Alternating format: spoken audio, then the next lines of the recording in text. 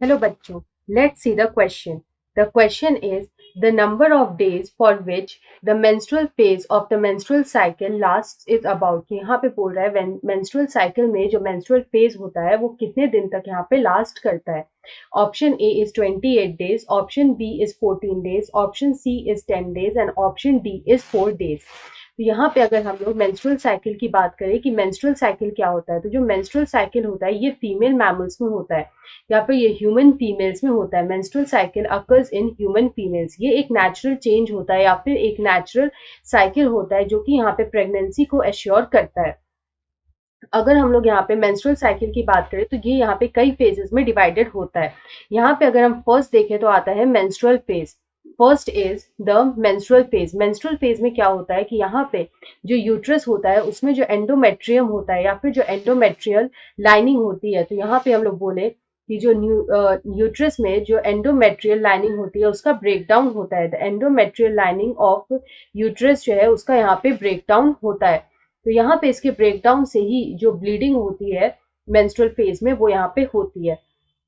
जो menstrual phase है ये यहाँ पे रफली लास्ट करता है 3 to 5 डेज तक डिपेंडिंग ऑन वुमेन.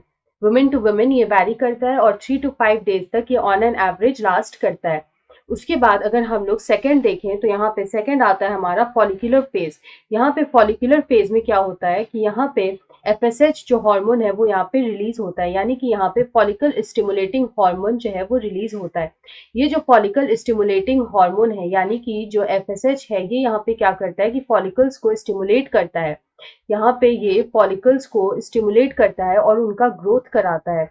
यहाँ पे फॉलिकल्स का स्टिमुलेशन होता है और यहाँ पे उनका ग्रोथ होता है. और यहाँ पे फाइनली प्राइमरी फॉलिकल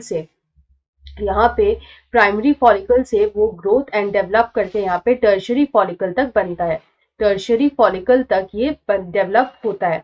उसके बाद नेक्स्ट हमारा जो थर्ड फेज आता है उसको हम लोग बोलते हैं यहाँ पे ovulatory phase. It is called ovulatory phase. ये जो ओव्यूलेटरी फेज होता है ये यहाँ पे होता है under the influence of hormone LH. यहाँ पे जो ल्यूटिनाइजिंग हार्मोन होता है, यहाँ पे जो ल्यूटिनाइजिंग हार्मोन होता है ये यहाँ पे इसका सडन इंक्रीज होता है. ल्यूटिनाइजिंग हार्मोन का यहाँ पे सडन इंक्रीज होता है और यहाँ पे ओव्यूलेशन होता है. ये जो ओव्यूलेशन होता है ये होता है अराउंड 14th डे.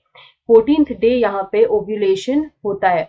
उसके बाद अगर हम लोग नेक्स्ट फेज देखें तो हमारा जो लास्ट फेज है, तो यहाँ पे जो लास्ट फेज आता है उसको हम लोग बोलते हैं luteal phase. It is called luteal phase. यहाँ पे क्या होता है कि कॉर्पस ल्यूटियम का फॉर्मेशन होता है. यहाँ पे जो कॉर्पस ल्यूटियम होता है उसका यहाँ पे फॉर्मेशन होता है. ये जो कॉर्पस ल्यूटियम होता है ये यहाँ पे प्रोजेस्टेरॉन का सेक्रेशन करता है.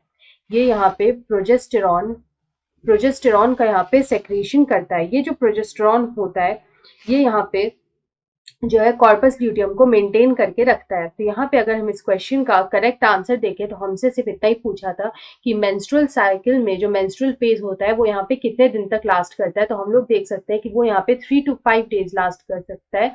यहाँ पे ऑप्शन डी में हमें 4 दे रखा है, so option D is the right answer. I hope you understand this question well. Best of luck.